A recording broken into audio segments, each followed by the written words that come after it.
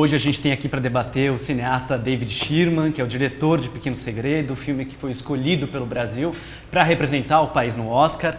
Quem debate aqui comigo é a Adriana Kistler, que é editora adjunta de cultura da Folha de São Paulo. Boa tarde, gente. Boa tarde, tudo bem? Tudo bem. Prazer estar aqui com vocês.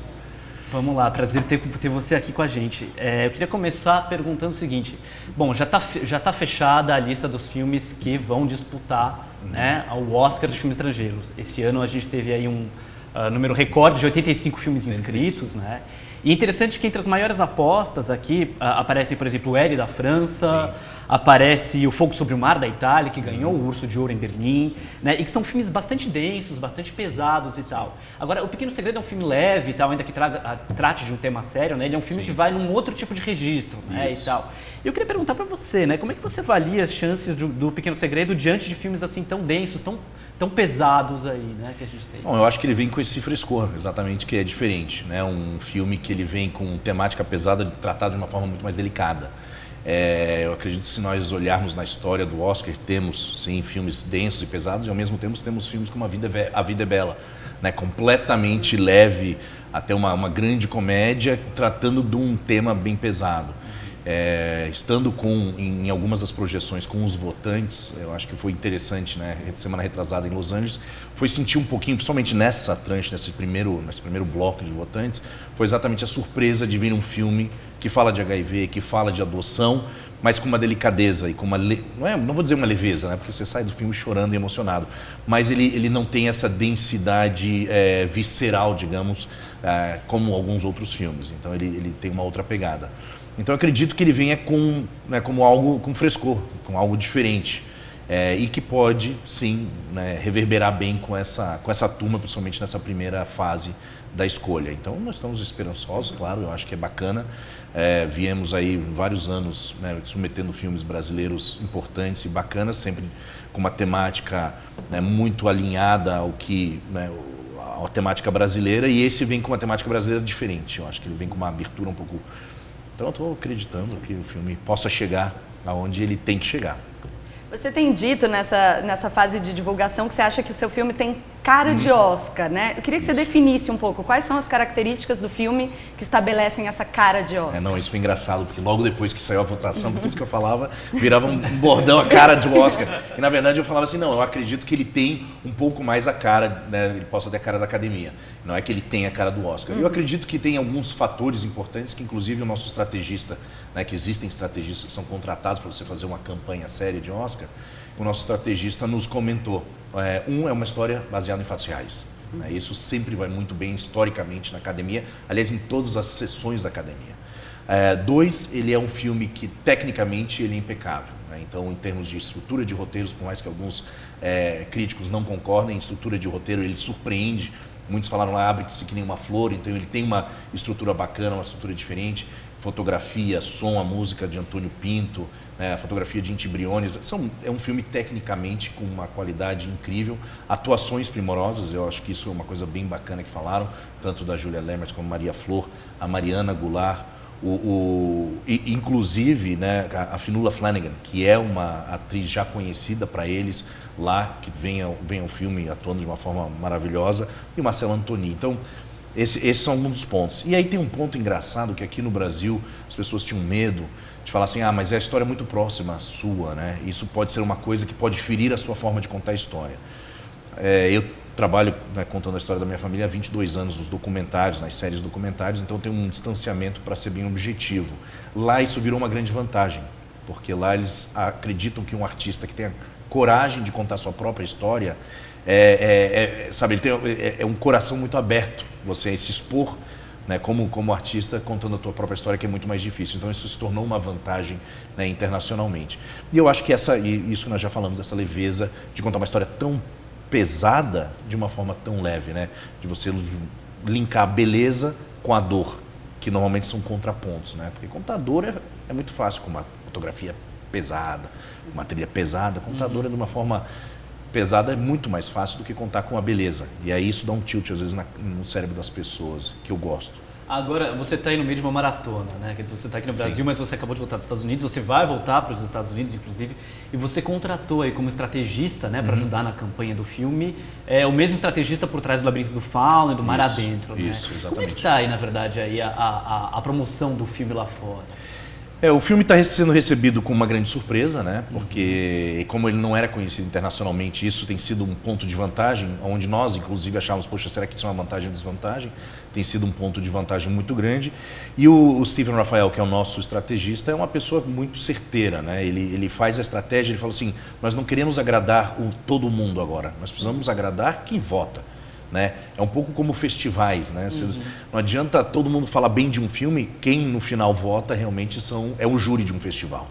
Então é dessa forma que ele trabalha, muito mais né, de uma forma estratégica, muito mais focada, inclusive porque você tem etapas. Você tem essa primeira etapa para escolher os 9, depois você tem a próxima etapa para escolher os 5 e finalmente o vencedor. Então ele faz essa estratégia de uma forma, né, muito bem focada, e aí com anúncios, obviamente, na Variety, na Hollywood Reporter, na Times, então, e reportagens como no The Wrap, como nós fizemos recentemente uma reportagem grande para a Variety, falando de, né, como é que é o filme, das vantagens do filme, o que ele tem, para motivar as pessoas de assistirem, os votantes a assistirem, e aí, quem sabe, nos levarem aos 9 primeiro. Vamos passo a passo. Entendi. Agora, é interessante, né? A gente tem hoje uma matéria, o filme estreou na quinta-feira, ele fez 52 mil de público, né? Na verdade, no primeiro fim de semana, né? Que é um número até bem parecido com o que fez o Aquarius, né? Por ironia. Exato. E é interessante que o seu filme veio muito à tona por causa da polêmica do Oscar, né? Eu acho que só para explicar um pouco para quem não acompanhou, enfim, era um dos filmes, né? Dos filmes brasileiros que estavam submetidos a essa comissão do Ministério da Cultura, que decide qual que é o filme que vai ser o escolhido para representar o país. Tinha muita gente que falava que o Aquarius era o favorito, mesmo por causa da repercussão dele em Cannes e tudo mais, do êxito. Foi o filme, de alguma forma, o mais falado, né? O filme brasileiro e tal. E agora muita gente ficou surpresa, né? Quando o Pequeno Segredo que levou, né? E teve toda a polêmica, você mesmo disse que foi vítima, né? Aí de ataques nas redes sociais. Como é que você avaliou aí toda essa controvérsia em torno da escolha? Eu acho que foi uma grande surpresa para nós, obviamente, mas nós sempre acreditávamos no filme, né? São 6 anos de projeto, de investimento de tempo, obviamente de verba e tudo mais, para fazer um filme à altura, né? De poder competir. E eu acho que quando chegou o momento, nós tivemos também esse ano no Brasil quase um recorde, né, de filmes que se inscreveram, foram 17 filmes, normalmente são 8 ou 6, esse ano foram 17, então existiam várias pessoas que acreditavam nos seus filmes. E quando nós submetemos, nós acreditávamos, claro, sabíamos do favoritismo do filme de Aquarius, ao mesmo tempo sabíamos que existe, né, se você olhar a história, como eu falei, existe tipo de filme que sempre está sendo submetido e acaba não chegando a um ponto. Pode ser que o nosso não chegue, mas a gente acredita que foi essa a decisão. Desculpa interromper, a gente está vendo agora algumas cenas do trailer do filme, né? Isso. Então nós acreditávamos que ele tinha ali. E quando saiu, né, o resultado, obviamente celebramos, mas foi uma celebração rápida, porque começamos a já trabalhar em que tipo de estratégia nós íamos montar para levar muito a sério, e ao mesmo tempo teve um momento de defender o filme, porque as pessoas achavam que tinha que ser um, que tinha que ser outro. Eu sempre falo, não existe o favoritismo, né, por exemplo, da crítica principalmente, né, em cima de Aquarius. Se você for pensar, querer comparar os números, é interessante que o Aquarius já estava há 1 ano fazendo sua história e nós estávamos há 1 mês fazendo a nossa história e a gente tem quase o mesmo público, né? Se nós tivéssemos 1 ano fazendo a nossa história, quem sabe até o nosso público seria superior. Mas é interessante de ver, né, como é que essas coisas funcionam. Ao mesmo tempo, por essa polêmica toda que aconteceu, e não fomentada por nós, né, fomentada pelo mercado em si, nós fomos levados à estratosfera de um dia para o outro, né? Ao mesmo tempo amado, ao mesmo tempo odiado por alguns, e que isso movimentou, claro, botou o filme em evidência, o que teve um lado muito positivo, né? Ao mesmo tempo, eu acho que logo no começo foi uma surra covarde de alguns, porque muita gente não tinha visto o filme e começaram a bater no filme sem ver o filme. E aí, inclusive da imprensa, de alguns críticos, eu falava assim, gente, mas espera aí, cadê a responsabilidade de vocês como críticos assistirem primeiro antes de se manifestarem, né? Então eu ficava assim, poxa, e amigos, né, até eu falava assim, cineastas, falavam assim, peraí gente, como é que vocês começam a bater? Mas o que aconteceu foi que no final da semana, os cineastas, né, muitos cineastas, roteiristas, diretores, produtores, que já conheciam o projeto, que eu tinha chamado para assistir o filme até em cortes, para ter opinião, começaram a defender o filme, falando, não, peraí, nós vimos o filme não é, sabe, não foi uma escolha do nada, né? Inclusive porque a votação, depois que foi aberta, a votação foi muito próxima, não foi uma coisa que existiam 3 filmes, era esse ou esse, foi uma votação próxima. Então, no meu resumo, no meu balanço geral, foi uma experiência, um turbilhão, né? Porque foi, ao mesmo momento, ser alçado à estratosfera com o filme, tem um monte de gente batendo nele. E um filme que não merecia apanhar tanto, porque ele é outra linguagem. Ele é outro tipo de filme, né? Você nem se comparam os 2 tipos de filme, porque são 2 filmes de linguagens completamente diferentes. Mas aconteceu, segurei, como eu brinco, eu sempre brinco com metáforas do mar, fui criado no mar, veio aquela tempestade, aquela onda toda, e fomos firmes, seguramos, e eu acho que tem uma coisa muito bacana, tanto do Kleber, né, quanto do meu lado, foi que nós nunca entramos em conflito. Sempre arrastavam, não, você tem que falar, você vai... Fala assim, não, gente, eu adoro o Aquários, eu acho um filmaço. Né, eu estou no meu primeiro longa de ficção, quantos longas ele já fez? O Kleber, inclusive, com Som ao Redor, foi, né, escolhido para ir representar o Brasil no Oscar. E eu tenho o maior respeito por ele como diretor e como cineasta. Agora, eu acho que é a nossa vez, é a nossa chance, né? E eu fico super feliz, lisonjeado, e nunca, né, entrei nesse conflito que tentaram botar de se combater, porque não existe isso. Cinema é uma coisa plural, existem várias, né, linguagens. Hoje nós temos um filme de um amigo meu, do Halder, que é o Shaolin dos Sertões, que está fazendo uma bilheteria incrível, é um filme, né, uma comédia totalmente regional que está conquistando o Brasil. E aí você vê, poxa, é bacana fazer coisas diferentes, dar oportunidade diferente, não sempre fazer o mesmo tipo de filme, ou o mesmo tipo de cinema e sempre acreditar nele, né? Nós temos que ter um cinema plural. Essa questão da polêmica, em algum momento diminuiu a tua alegria com a indicação? Assim, atrapalhou, te incomodou? Eu não vou dizer que eu festejei, obviamente, essa polêmica, né? Acredito ali por 48 horas eu fiquei incomodado, mas não pela... Não é a polêmica, eu fiquei incomodado como as pessoas foram bater num filme sem ter visto. Eu acho que isso é injusto, né? De falar assim, pô, peraí, surra, e de pessoas que eu respeito. Eu falo assim, caramba, vocês são pessoas... Muita gente, a maioria da turma que começou a reagir era a turma que reclamava de imprensa reacionária e se tornaram reacionários. E aí isso para mim era uma... Né, e o Brasil está vivendo isso, né? Um conflito de ética, um conflito de entender o que é certo, o que é errado. Não pode ser para esse lado, não importa o que acontecer, tem que ser para esse lado. Você, peraí, não, 2 errados não fazem um certo. Né? Vamos ser justos. Assistam um filme. Depois que assistiram um filme, muita gente teve outra postura. Alguns continuaram batendo, porque não iam, né, falar assim, não, o filme realmente é legal, é bom. E alguns não falaram assim, não, peraí, tem coisas que eu gosto, tem coisas que eu não gosto, começaram a ser mais comedidos, né? E eu acho que isso aí começa a ser uma crítica. Mas ele apanhou muito, e sim, claro, que incomodou no começo. Acho que seria, né, seria uma mentira dizer que não incomoda quando se apanha tanto num filme. Mas o que começou a dar, eu acho que o fomento mais bacana foi a galera começando a assistir, começando a apoiar, os cineastas, né, e principalmente produtores brasileiros que vieram à defesa do filme sem nós pedirmos, eles vieram automaticamente. E aí o filme que fazia sua carreira, né? E depois internacionalmente. Como não tem essa influência, principalmente o americano, que é quem vota nessa primeira parte da academia, que assiste, não tem influência política nenhuma, ele não quer saber. Ele fala assim, todo ano tem 10 polêmicas de Oscar. Na Itália esse ano teve polêmica de Oscar. Sempre tem uma. O filme fala por si. Quando eles assistem Pequenos Segredos, eles ficam chocados, né? Todas as sessões do filme no exterior até agora foram ovacionadas. E não uma vez, 2 vezes. Que o filme tem, parece que acabou, aí para e o pessoal começa a bater palma depois quando aparecem as imagens reais. Então, isso foi de certa forma lavou a alma. E depois o apoio do público, que tem sido fenomenal. As mensagens que eu recebo via redes sociais, principalmente Facebook, na página do filme, na minha página como diretor, é impressionante. Você começa a lavar a tua alma mesmo, falando assim, pô, fizemos um filme bacana, o filme tá legal, as pessoas estão reagindo, ele tá fazendo sua carreira de forma solar e bacana, como era, né, proposto. Então, no fim, o balanço foi... É como a vida, né? É uma montanha russa. Você sobe, aí desce, aí sobe de novo, e assim vai.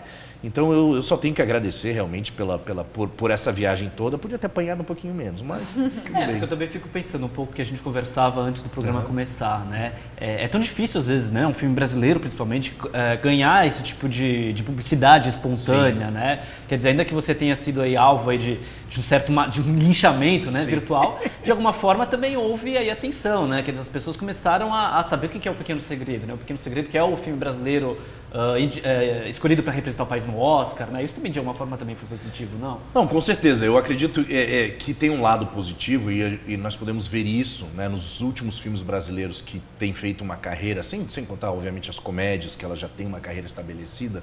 Os filmes que têm tido algum tipo de polêmica, eles acabam fazendo uma carreira, vamos dizer, mais longa e até com mais bilheteria, né? O Que Horas Ela Volta no passado foi a mesma coisa, né? Então, eu só espero que isso que não seja uma norma. Porque sempre em cima de polêmica, criar-se um filme, eu acho que é bom, é uma maneira de fazer isso, mas não é, eu acho que é sempre a maneira bacana para você, né, sobreviver e fazer e pensar no próximo filme e como cineasta você, né, criar isso. Eu acho que, lógico, o Aquarius veio em cima de polêmica desde do protesto em Cannes e ele vem em cima disso e funciona. E funcionou para o filme, né? O filme vai bater aí um número bacana de bilheteria, até além do que o próprio Kleber imaginava, e eu acho que vem em cima disso. Nós acabamos pegando essa onda sem querer, né? Nós entramos nessa onda e aí começamos a surfar ela. No começo foi aquele choque, mas depois a gente aproveitou e realmente usou ela de forma positiva para o filme.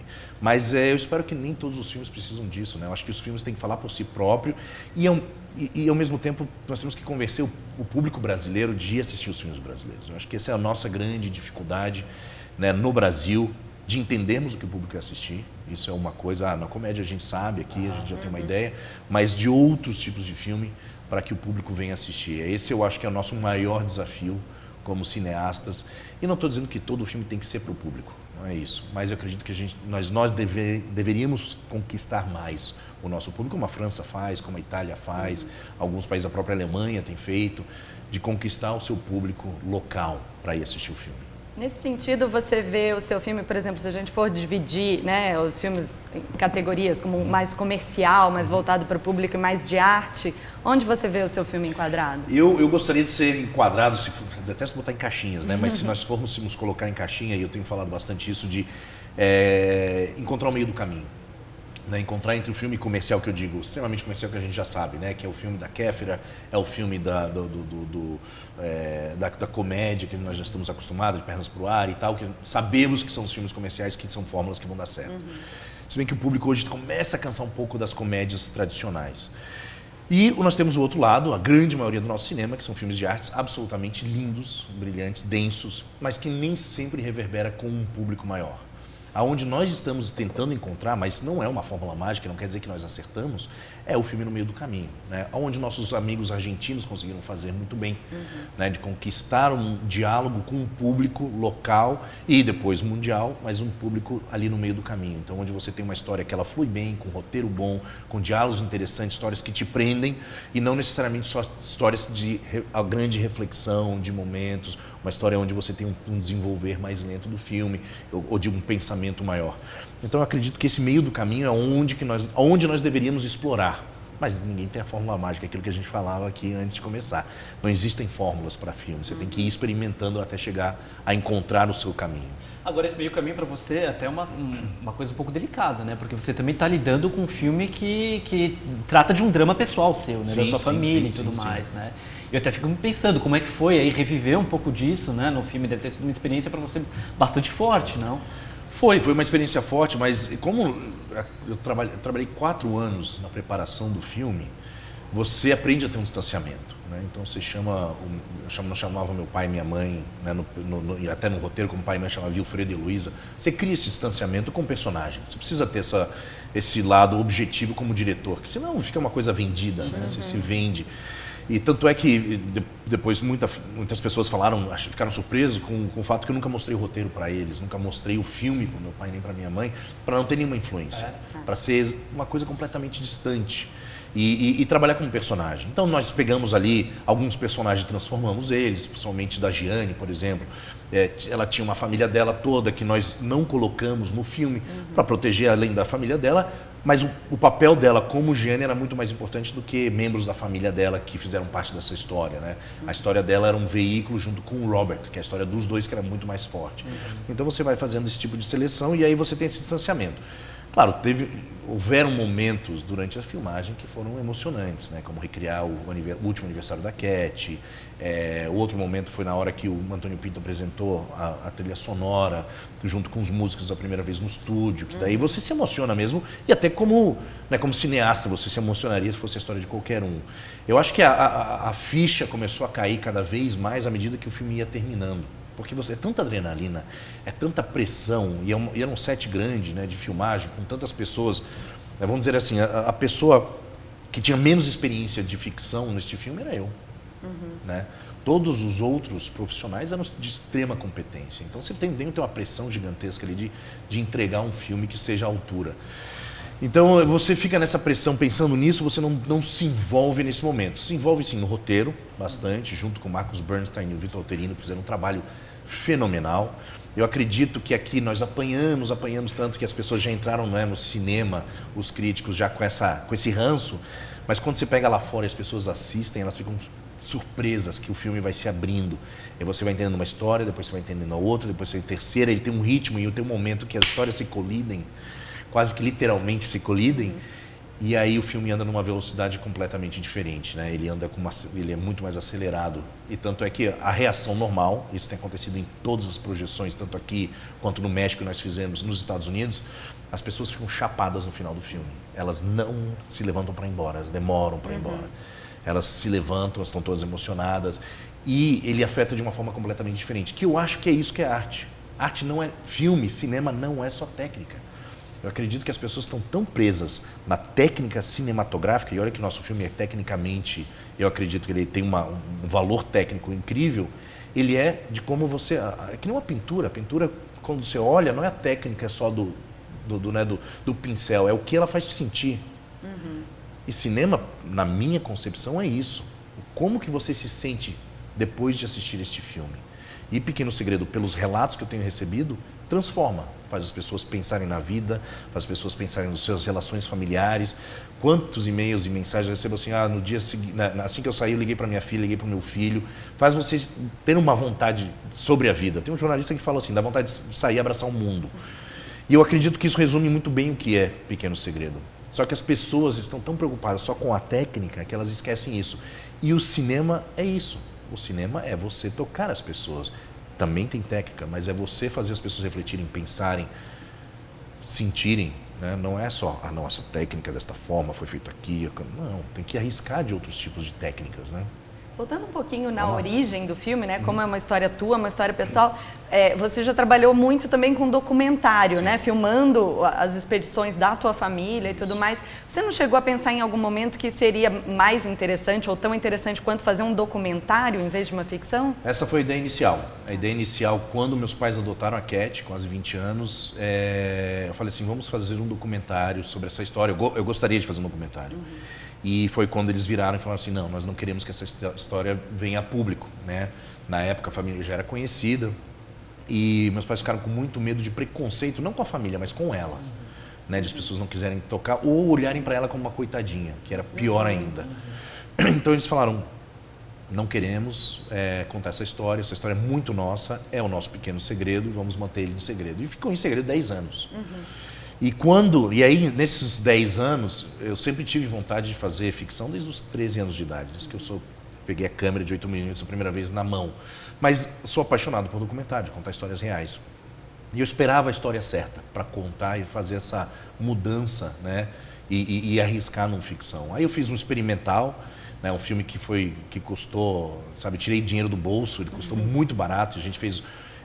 um filme quase como uma brincadeira, mas que deu muito certo, né? Ele acabou saindo no cinema e tal, não teve distribuidora, nós distribuímos, nós queríamos ter essa experiência dentro da nossa empresa e foi muito bacana, da nossa produtora. E aí quando chegou a hora do Pequeno Segredo, né, eu falei assim, cara, eu acho que esse é o filme Em todos os workshops que eu já participei, palestras de grandes cineastas e pessoas envolvidas em cinema, eu sempre falo assim, o primeiro filme, faça de algo que você conhece muito bem, porque você não vai ter o trabalho de falar, isso é verdade, isso não é verdade, você vai saber se é verdade ou não. Eu falei, cara, essa história eu conheço muito bem, é uma história muito forte, agora eu preciso sim ter o distanciamento para poder ter um olho crítico. E como contar ela? Né, que eu sempre quis contar dessas três histórias que elas se colidem, porque são filmes que eu gosto de assistir, são filmes que me fazem pensar. Muita gente manda agora, fala assim, cara, eu ficava pensando, mas como é que vai ser? E depois tem uma surpresa do tempo, e como é que é isso? Como é que funciona? Então isso é muito bacana, de você manter, ainda mais hoje. Acredito que hoje um modelo de filme, as pessoas querem ser desafiadas, né? Por isso que a gente tem aí televisões como a Netflix que criam um modelo completamente diferente, todo mundo anda, porque ela não fica explicando tintim a tintim como é que funciona. Ela vem cruzando, né? A vida se tornou não linear, se nós formos pensar. Pega um pedaço de informação aqui, você continua lá, e você pega outro pedaço aqui, e você vai construindo a sua, né, a forma de pensar de uma forma não linear hoje em dia. Antigamente não, era totalmente linear. Então, a ideia foi essa, de fazer uma ficção. Vamos fazer uma ficção, eu acho que é o filme certo para fazer isso, mas de uma forma não linear e trazendo a verdade que eu conheço da história. E com a ficção, seus pais não tiveram problema? Não tiveram problema, e eu preparei eles. Eu preparei falando assim, eu vou pegar esses personagens e vou fazer eles serem mais... Lógico, você condensa o tempo, né? Você muda algumas coisas na história, você traz uma intimidade que às vezes no documentário você não consegue ter, porque senão vira Big Brother, né? O pessoal sempre fala assim, David, você não mostra momentos de conflito entre seus pais.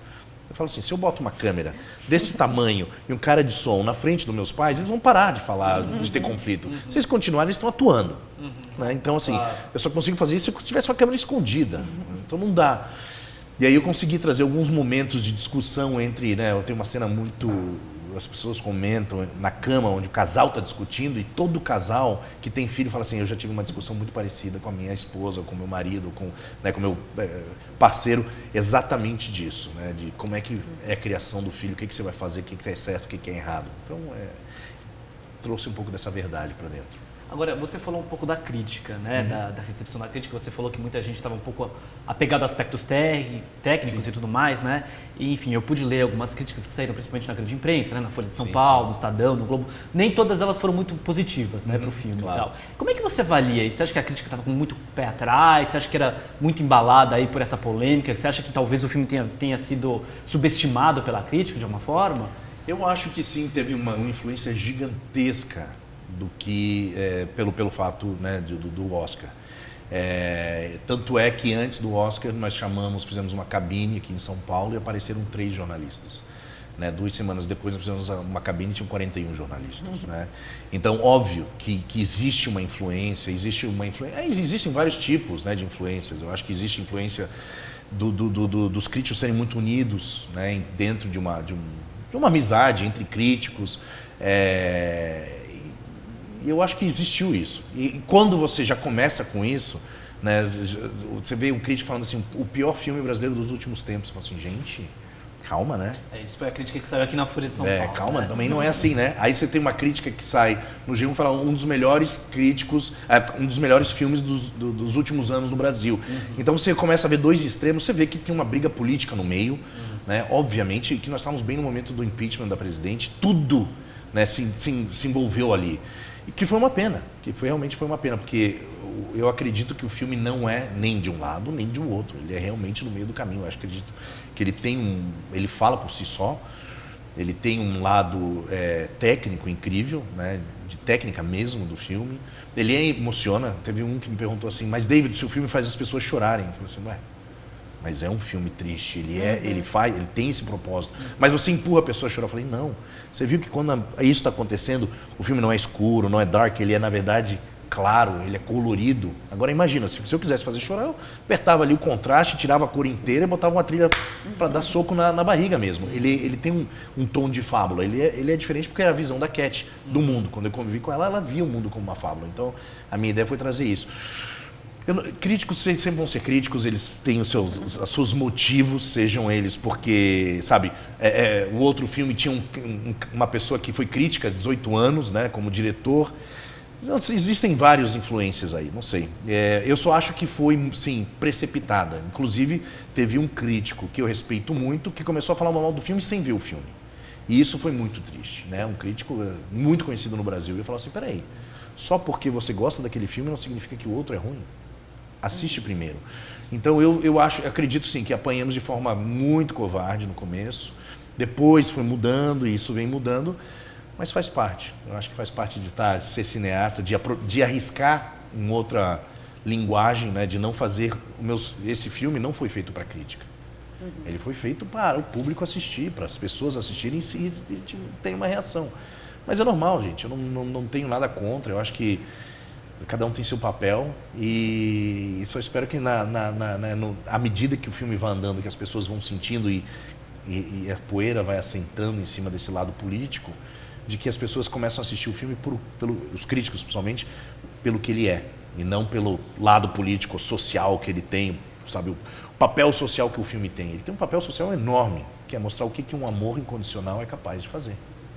Esse é o papel dele. Desculpa, considerando que é o teu primeiro Sim. longa de ficção, né? Você está filmando já há bastante tempo, mas esse é o teu primeiro Sim. longa mesmo de ficção. Você conseguiu, em algum momento, distanciar um pouco essa coisa que você falou, essa onda de críticas, e de repente tentar tirar alguma coisa? De repente isso de uma crítica eu posso melhorar, pode ser mais positivo no meu próximo longa? Sim, mas as críticas que são realmente críticas e não as críticas que são políticas, né? Nós tivemos aqui uma grande maioria de crítica política. Foi uma crítica pela escolha do filme e não a crítica do filme. E aí são duas coisas muito diferentes, né? Pela escolha do filme, porque é o filme do golpe, é o filme disso. Eu falo assim, gente, pelo amor de Deus, assiste o filme primeiro. Então as críticas, por muitas delas, não foram focadas no que é o filme, e sim pelo lado político. O que é uma grande pena, né? Porque se deixou de fazer um papel desse. Já tiveram alguns críticos, sim, que foram muito construtivos. Teve um momento que foi bacana aqui, mas um momento que eu acho que o diretor perdeu a mão. Ao mesmo tempo, crítica é opinião, né, gente? Se você pegar 100 críticas, você vai ter 60 delas que são no mesmo caminho político, e aí você vai ter o resto, os 40% críticas, são críticas verdadeiras, falando do filme, da sua estrutura, do que acontece, de como e tal. E aí você vai ver o que é gosto, você tira. Gosto. Tem um crítico que gosta de um tipo de filme, tem outro crítico que gosta de outro. Aí você começa a depurar. É que nem fazer, né? Você vai depurando. Aí você chega num momento de núcleo de críticos que são interessantes. Que aí você fala assim, pode ser que isso aqui teria sido feito diferente. Mas um artista, eu acho que um diretor, se ele faz um filme para crítico, ele parou de ser diretor. Aí ele é crítico fazendo filme para crítico, né? Quando você é diretor, você tem que tomar riscos. Você tem que contar a história que você quer contar lá dentro de você. Até porque no Brasil fazer filme é muito difícil, demora muitos anos.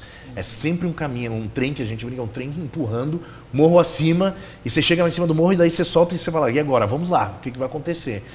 Então é sempre uma batalha. Se você não está se sentindo verdadeiro com a tua história, aí ela se perde.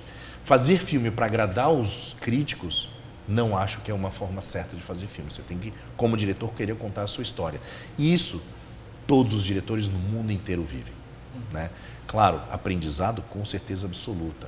Aprendizado de escutar outros cineastas, outros produtores, alguns críticos que sabem criticar realmente a obra como ela é, sem influência política, sem ser porque o Aquarius não entrou, aí é interessantíssimo. Aí você começa a construir algo, começa a descobrir algo que é muito precioso. Agora, falar assim, não, a crítica é essa daqui, e aí você olha e lê a crítica, e a crítica é completamente política, você fala assim, bom, isso aqui desmerece. Tanto é que a primeira crítica que saiu aqui da Folha, o editor mandou uma mensagem falando, você quer fazer a réplica? Eu falei, não, essa crítica é completa. Primeiro que não é um crítico tradicional, e segundo que, né, o crítico trabalha há muitos anos, mas não está sempre criticando o cinema, e segundo que é uma crítica completamente política. Ela se autodescredibiliza quando você começa a pegar simplesmente o lado político. Agora, se você vai criticar o filme como filme, aí é outra coisa, aí sim, eu acho que é válido. Então, isso, claro, eu não quero comprar briga com os críticos, pelo amor de Deus, porque eu já apanhei o suficiente, não quero apanhar pro resto da vida. Mas é muito o momento. Eu acredito que se o filme tivesse sido em outro momento, possivelmente seria bem diferente as críticas. Isso não tenho dúvidas. Mas tudo acontece por um momento, gente. Como você falou, uma hora era pro filme chegar na estratosfera, ficar conhecido, e eu acho que é bacana. Então, é o momento. Mas sim, aprendizado sempre, né? Você sempre quer melhorar do filme. Mas se você faz um filme, no meu caso, que é o primeiro, e é resselecionado pelo país para representar ele numa corrida ao Oscar, pensando que ano passado, acho que no Brasil foram feitos 120 filmes, acho que é um bom começo, né, de primeiro filme. Acho que é um começo válido. E agora chegando a uma bilheteria bacana para um filme brasileiro, eu acho que é uma segunda, né, validação de que o caminho, por mais que tenha acertos erros e acertos, e eu não fiz o filme perfeito, obviamente que não, que tem muitos acertos ainda que poderiam ter sido feitos, eu acho que é uma validação de que o caminho está sendo traçado e que eu tenho que continuar arriscando e acreditando nas histórias e contando elas. Agora, a gente até conversava aqui um pouco, né, antes de começar, sobre seus novos projetos, né? Você já tem alguma coisa em vista?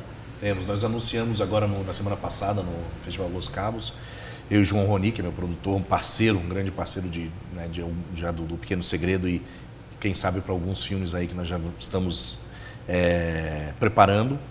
Nós temos um filme sobre a Dorothy Stang, que foi uma freira americana que foi assassinada, né, na região amazônica, no Brasil, que foi uma história com uma repercussão mundial. O João já está desenvolvendo esse filme já há uns 3, 4 anos. E é um filme, eu acho que tem uma história que tem que ser contada, né? Uma história dela, quem era essa mulher, por que ela foi lá.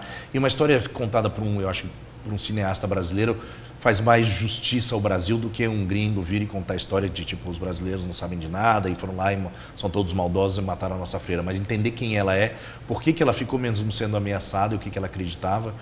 Há 2 semanas eu estive já 2 vezes com o irmão dela em Los Angeles, entendendo quem é essa mulher, porque ela tem uma história fascinante. Ela não era uma freirinha normal, ela era radical, ela era revolucionária, né? Fez as freiras tirarem a batina, fez as freiras realmente acreditarem, né, no que elas estavam lá para salvar ou tentar ajudar o povo ribeirinho. Então, assim, uma história muito forte e que a gente está desenvolvendo agora.